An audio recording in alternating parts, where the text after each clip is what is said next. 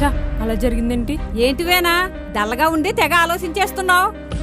నేనేది జరగకూడదు అనుకున్నాను అదే జరిగిపోయింది అత్తయ్య గారు. ఏమైందమ్మా? ఏమైందంటారేంటండి? అంతా అయిపోయింది. అంతేమైపోయింది? ఇలా అవుతుందని నేను అసలు అనుకోలేదండి. మా అబ్బాయి ఏమన్నా అన్నాడా? మీ అబ్బాయి ఏమైనా అంటే నేను ఊరుకుంటానేంటి? ఏమైందో త్వరగా చెప్పమ్మా, నాకు టెన్షన్ వచ్చేస్తుంది. ఎంతో నమ్మకంగా ఉన్నాను, ఆ నమ్మకం అంతా వృధా అయిపోయిందండి. వేనా ఇలా నాంచితే నా వల్ల కాదు. ఏమైందో చెప్పు.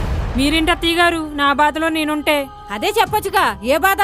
నాకేం అర్థం కావడం లేదు. దేవుడు కరుణించలేదండి. ఇదిగో వేనా, త్వరగా చెప్పమ్మా, నాకు కన్నీళ్ళు రప్పిస్తావా ఏంటి? మీరు నేను ఎంత బాధపడినా జరిగింది వెనక రాదండి. ఇంతకే ఏమైందో చెప్పమ్మా.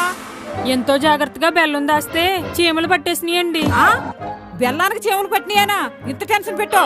మామూలు బెల్లం అయితే పర్వాలేదు, మా అమ్మగారి ఇంటి దగ్గర నుంచి తెచ్చిన బెల్లం చీమలు పడితే బాధ రాదా?